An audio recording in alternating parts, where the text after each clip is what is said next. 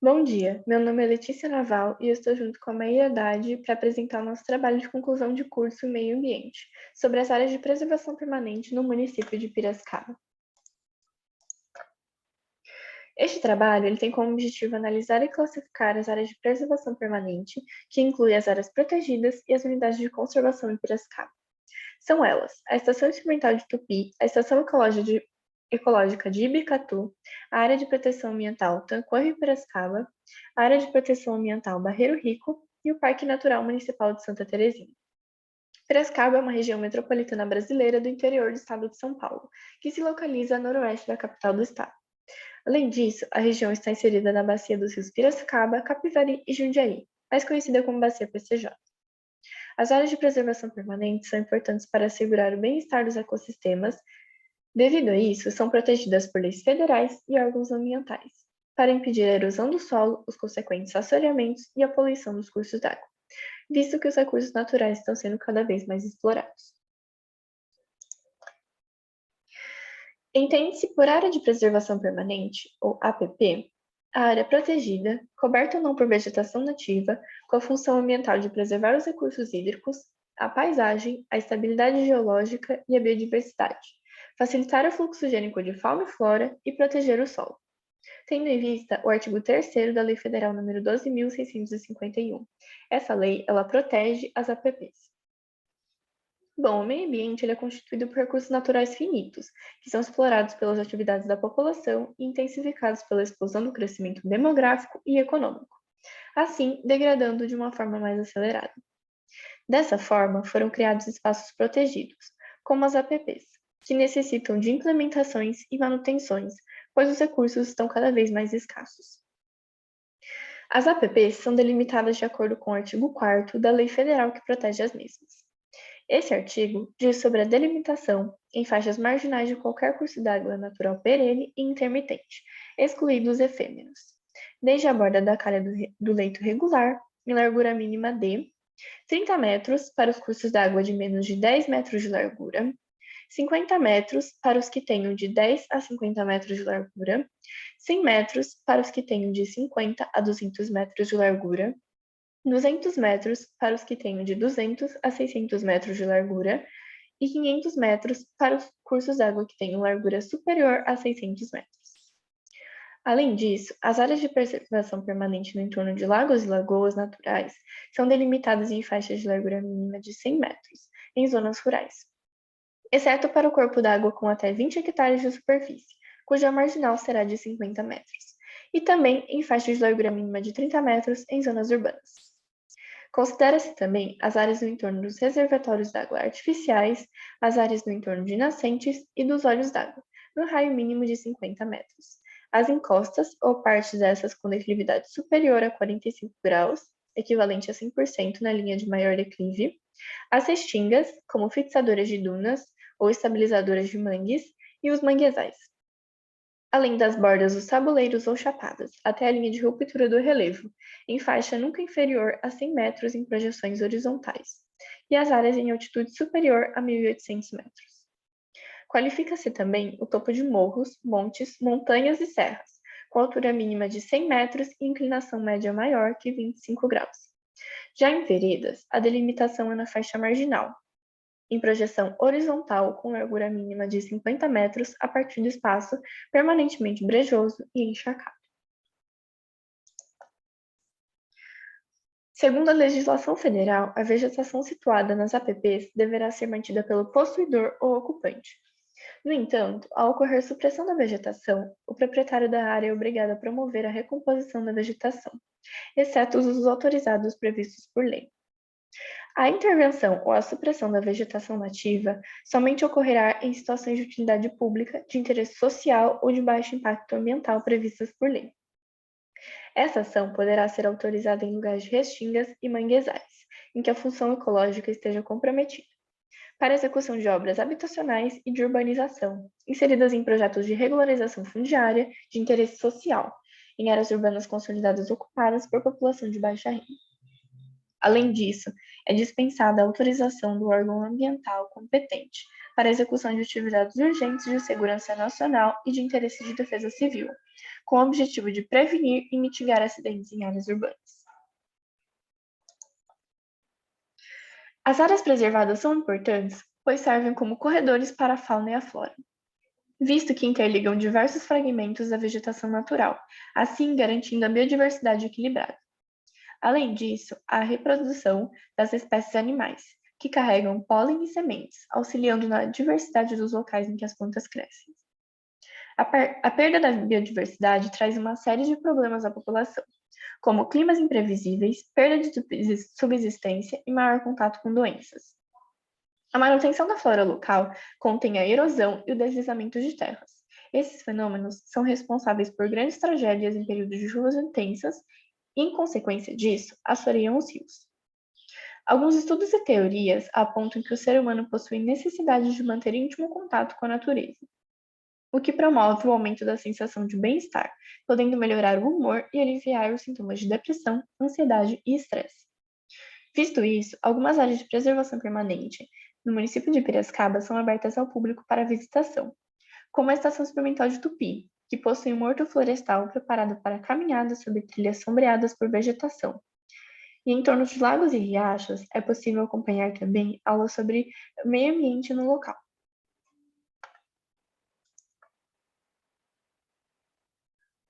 Há que se considerar que a manutenção das APPs em zonas urbanas pode assumir maior importância, principalmente em locais com alto grau de impermeabilização do solo.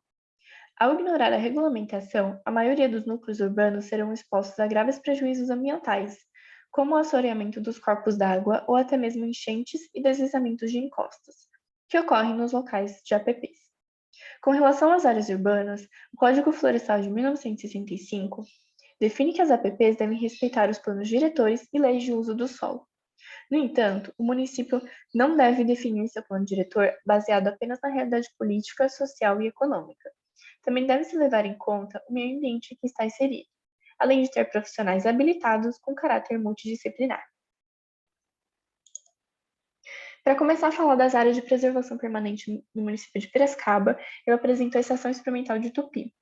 Ela é uma unidade do Instituto Florestal de Secretaria do Meio Ambiente do Estado de São Paulo, localizada na rodovia Luiz de Queiroz, no quilômetro 149, na zona rural do distrito de Tupi.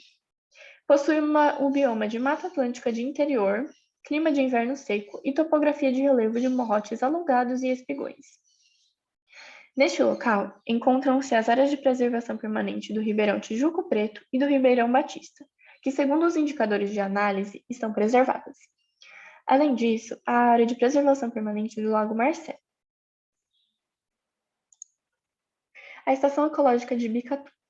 Ela está localizada na rodovia SP-147, no quilômetro 173, em uma região de grande beleza cênica, cercada pelos pontos mais altos do município, sendo Serra do Paudalho, Serra da Floresta e Serra da Fortaleza. Essa área de 76,40 hectares abriga 289 espécies de plantas, com 171 espécies de árvores e 28 espécies ameaçadas de extinção, além de possuir uma população de jequitibá rosa com indivíduos de grande porte. Possui a finalidade de proteção do ambiente natural, a realização de pesquisas básicas e aplicadas e o desenvolvimento de programas de educação conservacionista. Contempla o bioma do Cerrado, além de conectar importantes áreas de vegetação, constituindo a região com maior cobertura florestal nativa do município.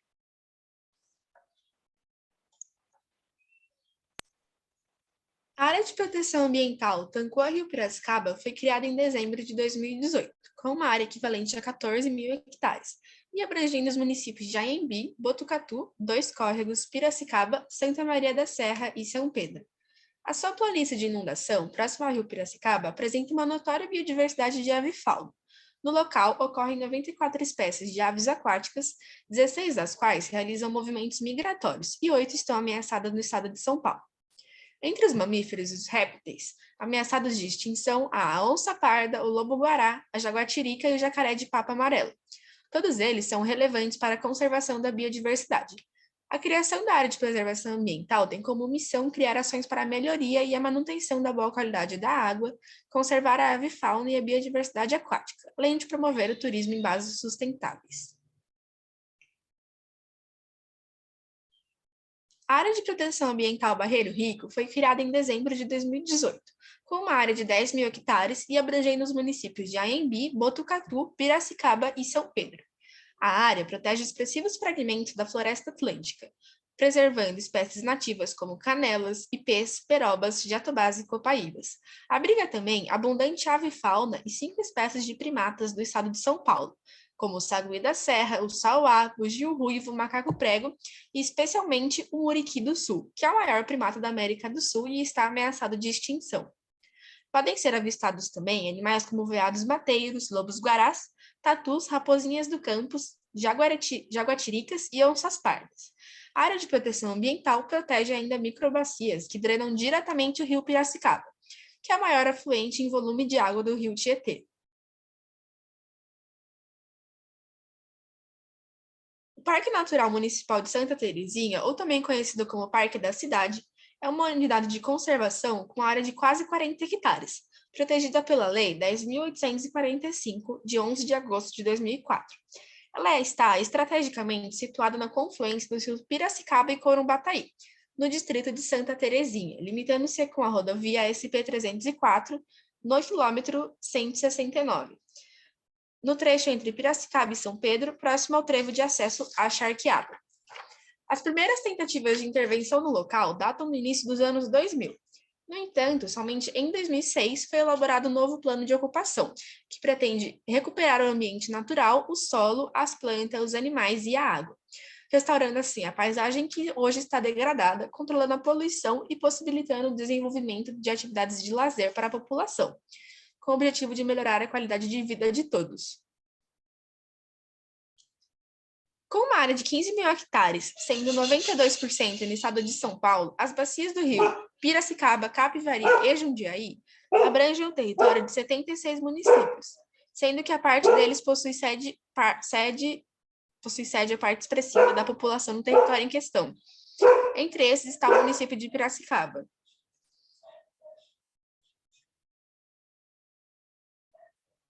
O Sistema Cantareira se encaixa como um dos maiores reservatórios do mundo com destinação na região metropolitana de São Paulo e foi fundado com o intuito de garantir água a todos, diante do rápido crescimento do estado. Abastecendo cerca de 14 milhões de pessoas, o Sistema Cantareira engloba municípios que estão localizados no entorno da grande cidade. Ademais, 5 milhões dessas pessoas que estão localizadas no entorno do rio Piracicaba, Capivari e Jundiaí. O rio Piracicaba é formado pelo rio Jaguari e pelo rio Atibaia, que são ambos participantes do Sistema Cantareira.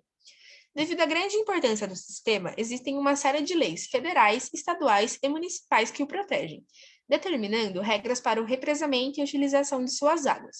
Mesmo sendo protegido, os períodos de seca comprometem sua situação. No mês de novembro, por exemplo, o Sistema Cantareira operou com nível de 26,3% da sua capacidade.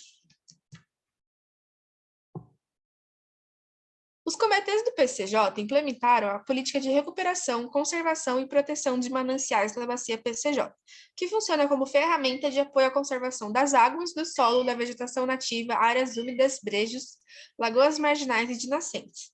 Essa ferramenta garante acesso de forma segura e protegida aos recursos hídricos, além de orientar iniciativas voluntárias de recuperação. Além disso, essa política criou 4 programas. O primeiro programa é o de recuperação, conservação e proteção ambiental em áreas de interesse. Entende-se por recuperação ambiental aquelas atividades que promovam o aumento ou a manutenção da disponibilidade de água em quantidade e qualidade, como, por exemplo, a adoção de práticas que promovam a melhoria da qualidade e quantidade dos recursos hídricos e a gestão de resíduos. A proteção e recuperação de áreas de preservação permanente e unidade de conservação, as áreas de reserva legal e de uso restrito e outras priorizadas pelo Comitê PCJ. Além disso, há a regularização e adequação de barramentos existentes, ou de novos barramentos, a conservação de vegetação nativa, abrangendo a Mata Atlântica e o Cerrado, a avaliação de potenciais áreas de proteção de mananciais e outros instrumentos de proteção de mananciais previstos em legislação, e também a adoção de práticas conservacionistas de solo. O programa Pagamento por Serviços Ambientais contempla ações em subbacias prioritárias, localizadas em áreas rurais nas bacias PCJ, com o objetivo de promover os serviços ambientais. O PCA é um instrumento baseado no incentivo econômico, que considera o princípio do protetor-recebedor, por meio do qual aqueles que contribuem para a melhoria de serviços ecossistêmicos são compensados. Dentre os principais benefícios relacionados à adoção de práticas conservacionistas, destacam-se influência nos processos hidrológicos, como a regulação dos fluxos hídricos e a manutenção de qualidade da água, a preservação em margens de rios, encostas, topos de morros e montanhas, a proteção de solos contra erosão e carregamento de sedimentos oriundos da chuva, diretamente nos rios. O incentivo contempla ações para apoiar a formação de áreas de proteção e recuperação de mananciais de interesse regional nas bacias PCJ, como os levantamentos e estudos necessários para a criação das áreas de intervenção e recuperação, elaboração do plano de desenvolvimento e de proteção ambiental, e também a elaboração de minuta de lei e aprovação pelos órgãos competentes.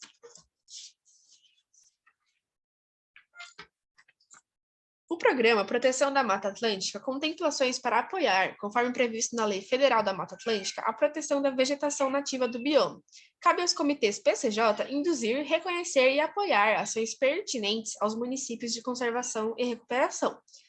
A proteção e a utilização do bioma Mata Atlântica tem por objetivo o desenvolvimento sustentável, garantindo proteção da biodiversidade, a segurança da saúde humana, a defesa dos valores paisagísticos, estéticos e turísticos, a preservação do regime hídrico e da estabilidade social.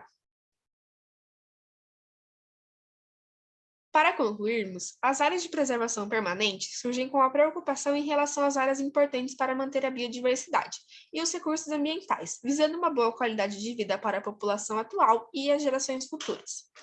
Classificando os locais de APP como intocáveis, com exceção aos casos de utilidade pública, interesse social e atividades permitidas pelo CONAMA. O presente trabalho abordou informações sobre as áreas de preservação permanente, áreas protegidas e unidade de conservação em Piracicaba, que é a região metropolitana situada no interior do estado de São Paulo. Ressaltou a importância desses ambientes protegidos por lei para a manutenção dos recursos hídricos diante da política de mananciais PCJ, conservação e equilíbrio da biodiversidade pelos corredores e prevenção da erosão e deslizamento de terras com a ajuda da vegetação local. Além disso, deve-se considerar os critérios para a recuperação das APPs degradadas, que, segundo o CONAMA, deve ser feito o plantio de espécies nativas e a condução da regeneração natural.